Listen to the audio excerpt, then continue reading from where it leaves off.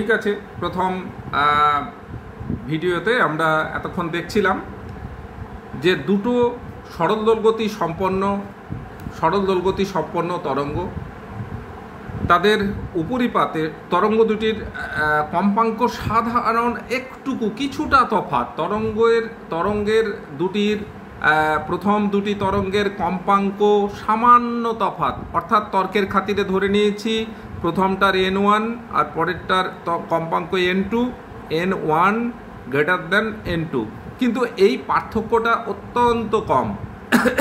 তাহলে তরঙ্গ দৈর্ঘ্যের পার্থক্যটাও খুব কম হবে। আমরা এই রকম ভিন্ন তরঙ্গ দৈর্ঘ্য করে কি করলাম, ছবিতে লব্ধি তরঙ্গ আমরা লক্ষ্য করলাম। দুটো তরঙ্গের লব্ধি তরঙ্গ, অর্থাৎ দুটোর উপরিপাতের ফলে যে তরঙ্গ সৃষ্টি হয়, তাহলে দেখা যাচ্ছে দুটোর বিস্তার বেশির ফলে একটা জায়গার বিস্তার বেশি, দুটো ধনাত্মক দিকে। আবার যখন দেখছি যে ঋণাত্মক দিকে যদি আবার বিস্তার বেশি হয়, তাহলে ঋণাত্মক দিকে বিস্তার বেশি হবে। কিন্তু একটি বিস্তার ধনাত্মক দিকে আর একটি বিস্তার একটি ঋণাত্মক দিকে আর একটি ধনাত্মক দিকে, তখন তাদের যোগফল খুব ক্ষুদ্রতর হবে, অর্থাৎ বিস্তার খুব কম হবে। আবার আস্তে আস্তে বিস্তার কখনো দেখা যাবে যে আবার বিস্তার বেশি হয়ে যাচ্ছে, আবার বিস্তার বেশি হয়ে যাচ্ছে। তাহলে এরকম করে কখনো বিস্তার কম, কখনো বেশি হয়। আমরা জানি যে যেখানে বিস্তারটা বেশি, যেখানে বিস্তার বেশি, সেখানে বিস্তার সঙ্গে প্রাবল্যের তীব্রতার একটা সম্পর্ক রয়েছে। শব্দের তীব্রতা I is proportional to a square, অর্থাৎ শব্দের তীব্রতা কত জোরালো শব্দ হবে তা নির্ভর করে তার বিস্তারের ওপর, বিস্তারের বর্গের সমানুপাতিক হয়। তাহলে আমরা লক্ষ্য করছি যেখানে বিস্তার বেশি হবে সেখানে প্রাবল্য অত্যন্ত বেশি হবে, যেখানে বিস্তার কম হবে, লব্ধি বিস্তার কম হবে, সেরকম জায়গায় প্রাবল্য কম হবে, অর্থাৎ আওয়াজ খুব কম হবে। এরকম করে আমরা অ্যাম্বুলেন্সের বাঁশির যে আওয়াজ আমরা শুনি, কখনো বেশি কখনো কম, এই ধরনের যে শুনি, অর্থাৎ কখনো বেশি বিস্তার কখনো কম বিস্তার নিয়ে লব্ধি প্রাবল্য থাকে। এই জন্য অ্যাম্বুলেন্সের মতন বাঁশি, অ্যাম্বুলেন্সের বাঁশিতে কখনো বেশি কখনো অল্প আওয়াজ শোনা যায়। এইটা অ্যাকচুয়ালি হচ্ছে স্বরকম্পের উদাহরণ, এবং এইটাই হচ্ছে স্বরকম্পের লৈখিক ব্যাখ্যা বা গ্রাফিক্যাল এক্সপ্রেশন। এবার আমরা আলোচনা করব যে এর গাণিতিক ব্যাখ্যা, অর্থাৎ স্বরকম্পের গাণিতিক ব্যাখ্যা। স্বরকম্পের গাণিতিক ব্যাখ্যা।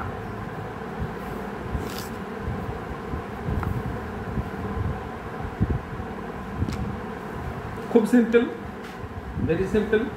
আমরা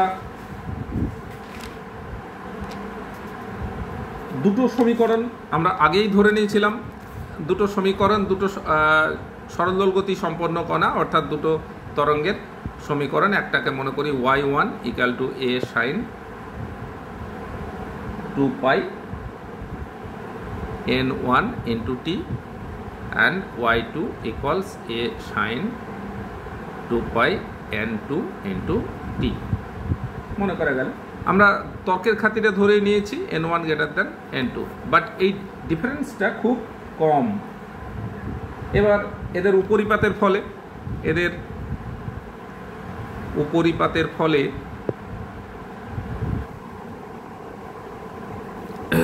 লব্ধি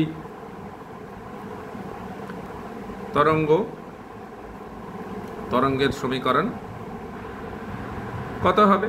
y equals y1 plus y2, simple ব্যাপার। তাহলে y1 plus y2, that means a sin 2 pi n1t plus a sin 2 pi n2 into t, একদম সিম্পল যোগফল। দুটো থেকে a কমন গেল, sin c plus sin d formula একদম স্রেফ 2 pi n1t plus sin 2 pi n2 into t, স্রেফ দুটোর sin c plus sin d formula. তার মানে ফর্মুলা কি হচ্ছে? 2a একটা 2 বেরিয়ে এলো, এটা এ থাকলো, sign 2 pi n1 plus n2 by 2 into t and cos 2 pi n1 minus n2 by 2 into t। এবার আমরা cosটাকে বাঁ দিকে নিয়ে আসি, তাহলে 2a cos 2 pi n1 minus n2 by 2 into t and sin 2 pi n1 plus n2 by 2 into t। খুব simply এটাকে আমরা মনে করে নিতে পারি এই গোটা কোসাইন মানে 2a cos 2 pi n1 minus n2 by 2 into t, এই গোটা টার্মটাকে আমরা একটা ধ্রুবকের রূপ ধারণ করে দিতে পারি, যেটা হচ্ছে capital A sine 2 pi n1 plus n2 by 2 into T. Sir কেন হঠাৎ করে কেন আমরা এটাকে কনস্ট্যান্ট ধরে নিলাম? অ্যাকচুয়ালি একটা সরল দোলগতির সম্পন্ন কণার সাধারণ সমীকরণ আমরা জানি যে y equal to a sine omega t, তোমরা জানো। তার মানে হচ্ছে a সাইন, এটা একদমই তোমরা জানো, a সাইন ওমেগা তার মানে 2 পাই n ইন্টু টি। তাহলে a sine 2 pi n into t এটাই হচ্ছে এর সাধারণ সমীকরণ। তাহলে এই আকারে এই ফর্মে আনার জন্য, একদম মূল ফর্মে আনার জন্য, মেন ফর্মে আনার জন্যই আমাদের a সাইন ওমেগা টি তার মানে 2 পাই a সাইন 2 পাই এই n ফর্ম ইন্টু টি, এই ফর্মে আনার জন্য আমরা এই রকম y equal to a sine omega t করলাম। আর a এর মান এই গোটা অংশটাকে ধরে একটা a ধরে নিলাম। তাহলে যখন ধরেই নিলাম গায়ের জোরে, তাহলে কি ধরে নিলাম? যখন ধরেই নিলাম তখন জিনিসটা কি ধরলাম একবার দেখা যাক। আমরা যখন ধরেই নিলাম তখন কি ধরলাম দেখা যাক। যেটা ধরলাম a বিস্তার, a ইকুয়াল টু এ জিনিসটা কি? এই জিনিসটাকে আমরা ধরলাম 2a, অর্থাৎ দুজনের বিস্তার 2a cos 2 pi n1 minus n2 by 2 into t. এখন এর উপরেই নির্ভর করছে, এই বিস্তারের উপরেই নির্ভর করছে, এই বিস্তারের উপরেই নির্ভর করছে যে লব্ধি প্রাবল্য কত হবে, কেমন হবে। প্রথমে কেসগুলো দেখো। কেস 1, প্রথম ক্ষেত্রে দেখো, তরঙ্গের বিস্তার যদি সব থেকে বেশি হয়, যখন সব থেকে বেশি হবে তরঙ্গের মানে লব্ধি তরঙ্গের বিস্তার সর্বাপেক্ষা বেশি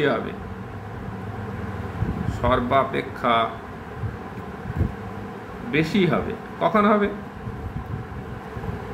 বেশি হবে তখনই হবে যখন cos 2 pi n1 minus n2 by 2 into t, গোটা ফ্যাক্টরটা এইটা যখন প্লাস মাইনাস 1 হবে, তখনই লব্ধি তরঙ্গের বিস্তার সর্বাপেক্ষা বেশি হবে। তার মানে কেন বলো তো? i is proportional to a square. তাহলে a স্কোয়ার মানে এটা গোটাটার স্কোয়ার, এই স্কোয়ারটার মানে তো প্লাস মাইনাস 1 তার স্কোয়ার 1, 1 মানে তো সব থেকে বেশি, আর জিরোটা হবে যেখানে জিরো হবে তার মানে সেখানে প্রাবল্য একদম কম হবে। তাহলে এখানে আমাকে 1 পেতে হবে, এর বর্গরাশিটাকে 1 পেতে হবে। তার মানে এর বর্গরাশি না থেকে এর বর্গরাশিটা যদি 1 হয় তাহলে এই রাশিটা হবে প্লাস মাইনাস 1। এটাই হচ্ছে ঘটনা। তাহলে এটা যখন ঘটনা তখন এর ত্রিকোণমিতির সাধারণ সমীকরণ আমরা জানি cos theta equal to plus minus 1, cos theta equal to ত্রিকোণমিতিতে পড়েছ, cos থিটা ইকুয়াল টু যখন প্লাস মাইনাস 1 তখন থিটার মান কত? তখন থিটার মান কত হয়? যেমন 0 পাই 2 পাই এরকম অনুসারে হয়। তার মানে এক্ষেত্রে cos থিটা, তাহলে থিটা ইকাল টু এক্ষেত্রে হয় 0 0 pi 2 pi and so on dot dot dot dot এইভাবে হয়। তার মানে এখানে লিখতে পারো 2 pi n1 minus n2 by 2 into t equals 0 comma pi comma 2 pi dot dot dot dot.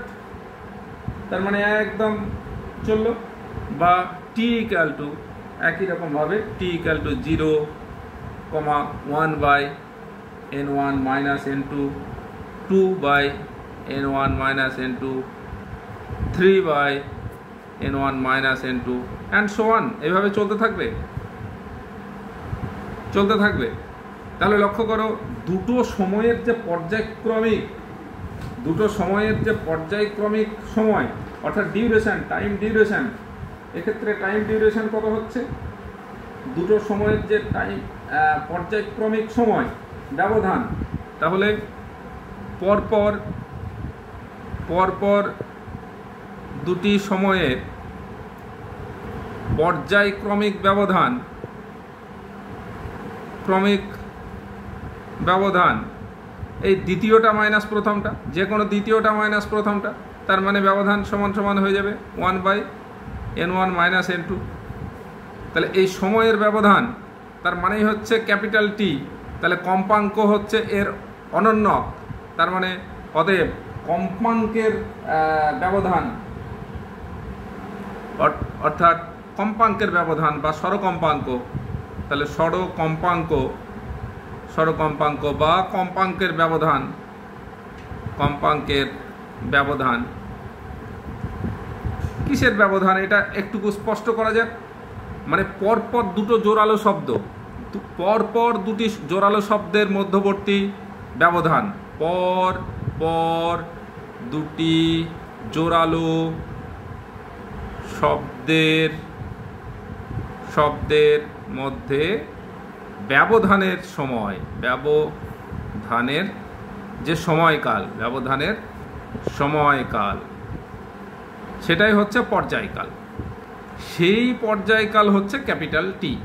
তাহলে এদের মধ্যে যে কম্পাঙ্কের ব্যবধান সেটাই হচ্ছে স্বরকম্পাঙ্ক। তাহলে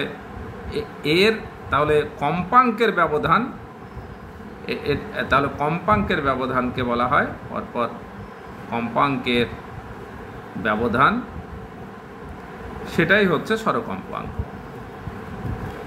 কম্পাঙ্কের ব্যবধানকে বলা হয় স্বরকম্পাঙ্ক। তাহলে এখানে কম্পাঙ্কের ব্যবধান মানে 1 বাই টি, তার মানে হচ্ছে n1 মাইনাস n2। তার মানে n1 মাইনাস n2 তার মানে হচ্ছে কি, স্বরকম্পাঙ্কের মান হচ্ছে দুটো কম্পাঙ্কের শুধুমাত্র অন্তর্ফল। এখানে পরপর দুটো জোরালো শব্দের আমরা ব্যবধানের জন্য পরপর দুটো জোরালো শব্দের জন্য কম্পাঙ্কের ব্যবধান, কম্পাঙ্কের পার্থক্যটাই হচ্ছে স্বরকম্পাঙ্ক। এক্ষেত্রে দেখলাম জোরালোর ক্ষেত্রে। এবার আমরা লঘু শব্দের ক্ষেত্রে দেখব কি হয়। লঘু শব্দের ক্ষেত্রে অর্থাৎ তরঙ্গের বিস্তার সর্বাপেক্ষা কম, কেস টু তরঙ্গের, লব্ধি তরঙ্গের, বারবার খেয়াল থাকছে না আমাদের, লব্ধি তরঙ্গের বিস্তার সর্বাপেক্ষা কম হলে, বিস্তার সর্বাপেক্ষা কম হলে সেক্ষেত্রে কি হবে, খুব simple, cos theta equal two, তার মানে ব্র্যাকেটে লিখো cos থিটা ইকুয়াল টু 0 হয়, cos থিটা ইকুয়াল টু 0, তার মানে cos 2 pi n1 minus n2 by 2 into t, এই মালটা ইকুয়াল টু 0 হবে। তাহলে এটা যদি 0 হয় তার মানে কি হবে 2 পাই, তাহলে 2 pi n1 minus n2 by 2 into t equals একদম formula pi by 2 comma 3 pi by 2 comma dot dot dot dot 5π/2 7π/2 এইভাবে হতে থাকবে। তার মানে এই পাই কেটে ফেটে দাও, এগুলো যদি কেটে ফেটে যায় তাহলে টি এর মান দাঁড়াচ্ছে কত? তাহলে টি এর মান দাঁড়াবে তোমার 1/, এটা দেখে নাও 2/n1 - n2। পরেরটা দাঁড়াবে 3/2 n1 - n2, পরেরটা দাঁড়াবে 5/2 n1 - n2 and so on, এভাবে চলতে থাকবে। তাহলে পর্যায়ক্রমিক সময়ের অন্তর, তাহলে পরপর দুটি কমজোরি শব্দ, নাকি কমজোরি শব্দ মানে লঘু শব্দের মানে কম তীব্রতার শব্দের, লঘু শব্দের পর্যায়ক্রমিক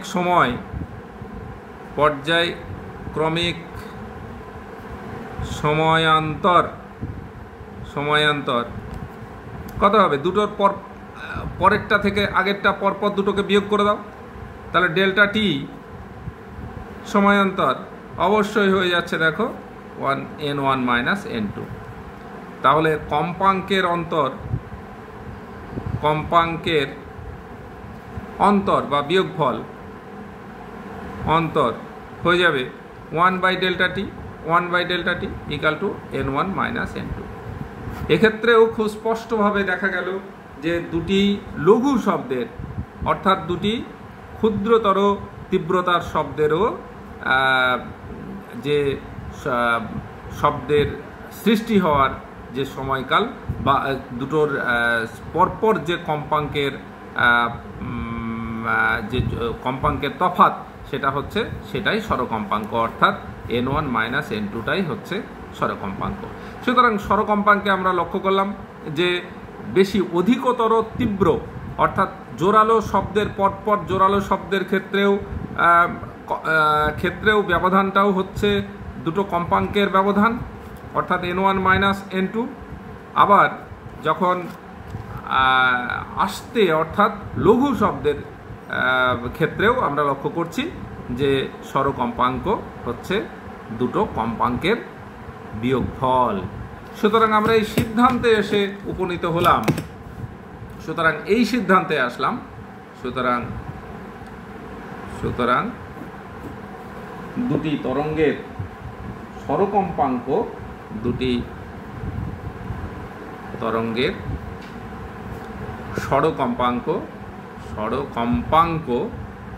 কত না হলে কম্পাঙ্ক ইকালস n1 - n2, যেখানে তরঙ্গ দুটির কম্পাঙ্ক হচ্ছে একজনের n1 আর একজনের n2, n1 > n2। খুব সামান্যই তফাৎ হয় এখানে, এরা খুব সামান্যই তফাৎ হয়। এটাই হলো আমাদের স্বরকম্পের গাণিতিক ব্যাখ্যা। এবার আমরা শেষে শুধুমাত্র স্বরকম্পের কি অ্যাপ্লিকেশন, কোথায় আমরা এটাকে ব্যবহার করি সেটা শুধুমাত্র একটুকু জেনেই আজকের ক্লাস আমরা এখানে দ্বিতীয় অর্ধের ক্লাস আমরা এখানে শেষ করব। সেটা হচ্ছে যে স্বরকম্পের কোথায় অজ্ঞাত কম্পাঙ্ক নির্ণয়ে আমরা এর অ্যাপ্লিকেশন প্রয়োগ 1 নম্বর প্রয়োগ অজ্ঞাত কম্পাঙ্ক নির্ণয় ডিটারমিনেশন অফ আননোন ফ্রিকোয়েন্সি। আমরা অজ্ঞাত কম্পাঙ্ক নির্ণয় আমরা এক্ষেত্রে করতে পারি এর সাহায্যে। কিভাবে? প্রায় সমান কম্পাঙ্ক বিশিষ্ট কিন্তু জানা কম্পাঙ্কের কোনো সুরশলাকা নিয়ে আমরা যদি তার সঙ্গে তার শব্দটাকে তুলনা করি তাহলে লক্ষ্য করা যাবে যে অজানা কম্পাঙ্ক, মনে করো একটা অজানা কম্পাঙ্ক n1 ধরি, অজানা কম্পাঙ্ক মনে করো n1 আর জানা কম্পাঙ্ক মনে করো n2, একটা জানা কম্পাঙ্ক মনে করো n2। এখন এই অজানাটাকে বার করতে হবে n2। তাহলে স্বরকম্পের নীতি অনুসারে আমরা কি পাই যে এবার মনে করো স্বরকম্পাঙ্কটা আমরা প্র্যাকটিক্যালে স্বরকম্পাঙ্ক পেয়ে যাবো f, একটা পেলাম ধরো f মনে করো। তাহলে সেক্ষেত্রে আমরা কি পাবো n1 = n1 equal to n2 minus F, মানে স্বরকম্পাঙ্ক, যেখানে স্বরকম্পাঙ্ক ইকাল টু মনে করো এফ। এটা আমাদের কিসের না, তো প্র্যাকটিক্যালি পাওয়া, প্র্যাকটিক্যালি আমরা মনে করো এটা প্র্যাকটিক্যালি পাচ্ছি। তাহলে অথবা যে যেমন যদি ছোট বা বড় হয় তাহলে এটা n1 হয়ে যাবে, এটা n2 হয়ে যাবে, যাই হোক যে যা হবে হবে। এইবার অজানা কম্পাঙ্কের শলাকাটিকে সামান্য মোম লাগিয়ে দিয়ে বা একটুকু তফাৎ করে দিয়ে যদি কম্পাঙ্ক করানো হয় তাহলে তখন পরীক্ষাটি আবার পুনরাবৃত্তি যদি করা হয় তাহলে স্বরকম্পাঙ্ক তখন বেড়ে যায়, তখন তফাৎ হয়ে যায়, তখন n1 যেটা আমাদের ছিল এই একটু সামান্য কমে গেলে তখন n1 ইকাল টু হয়ে যাবে কত, n2 প্লাস এফ হয়ে যাবে। তাহলে এরকম করে অনুরূপে এরকম করে সনোমিটার তার একটা জানা কম্পাঙ্কের উপযুক্ত সুরশলাকার মধ্যে স্বরকম্প তৈরি করা যায়, তারটিকে তাহলে স্বরকম্প এরকম তৈরি করে ডিফারেন্ট স্বরকম্প থেকে এখান থেকে একটি ডিফারেন্ট স্বরকম্পাঙ্ক পাওয়া যায়, এ থেকে অজ্ঞাত কম্পাঙ্ক নির্ণয় করা যায়। বেশ, আরেকটা 2 নাম্বার হচ্ছে কোথায় না হলে খনিতে দূষিত গ্যাসের অস্তিত্ব নির্ণয়। অন্য দূষিত গ্যাস আছে কিনা কোনো খনিতে, তা আমরা খনিতে দূষিত গ্যাসের অস্তিত্ব নির্ণয় আমরা এটা বুঝতে পারি। কি করে বুঝতে পারি? নাহলে মনে করো কোনো খনিতে দূষিত গ্যাস বেশি পরিমাণে আছে, তাহলে দুর্ঘটনা হতে পারে। স্বরকম্পের সাহায্যে আমরা খনির ভিতরে দূষিত গ্যাসের অস্তিত্ব নির্ণয় করতে পারি। একটি অর্গ্যান নল থেকে নিঃসৃত সুরের কম্পাঙ্ক আমরা ওই ভিতরের যে গ্যাস সেখানে কিন্তু ওই গ্যাসের উপরে নির্ভর করবে। আমরা জানি যে গ্যাসগুলো থাকে তার উপরে নির্ভর করে যে সুরশলাকা তা থেকে তার কম্পাঙ্ক থেকে। আচ্ছা, অর্থাৎ কেউ যদি একটা বাঁশি বাজায় মনে করো খনির গহ্বরে, তাহলে কোন ধরনের গ্যাস আছে তার উপরে নির্ভর করবে তোমার কানে এসে সেই বাঁশির সুরটা কেমন লাগবে তার কিন্তু নির্ভর করবে। তাহলে একই ধরনের দুটি অর্গ্যান নলের একটিতে বিশুদ্ধ বায়ু অন্যটিতে দূষিত গ্যাস থাকলে নিঃসৃত কম্পাঙ্ক অভিন্ন হবে, কিন্তু তখন কিন্তু স্বরকম্পের সৃষ্টি করবে। এবার তোমার দুটো কম্পাঙ্ক যদি আলাদা আলাদা সৃষ্টি হয়, মনে করো কেউ বাঁশি বাজাচ্ছে, কেউ খনির ভিতরে গিয়ে দুজন খনির ভিতরে গিয়ে দুটো বাঁশি বাজাচ্ছে, একই বাঁশি বাজাচ্ছে দুজন। এবার যদি তোমার ঠিকঠাক গ্যাস হয় তাহলে পরে একই ধরনের গ্যাস থাকে, তাহলে পরে একই হবে, একই ধরনের গ্যাস থাকলে একই রকম শব্দ শোনা যাবে। কিন্তু আলাদা গ্যাস থাকলে, দূষিত গ্যাস যদি সঙ্গে থাকে তাহলে কম্পাঙ্কের সামান্য হেরফের হবে। আর সামান্য কম্পাঙ্কের হেরফের হলে তুমি তখন কি শুনতে পাবে? তখন তুমি আওয়াজটা কখনো জোরে অথবা আস্তে, অর্থাৎ একটি স্বরকম্পের সৃষ্টি হবে।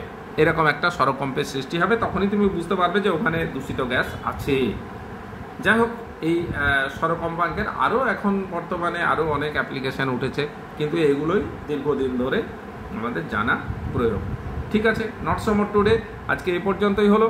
আজকে আমরা স্বরকম্পের গাণিতিক ব্যাখ্যা, স্বরকম্পের এমনি লৈখিক ব্যাখ্যা এবং লেখচিত্রের ব্যাখ্যা এবং স্বরকম্পের প্রয়োগ সম্বন্ধে কিছুটা জানলাম। ঠিক আছে, নট সো মোর টুডে।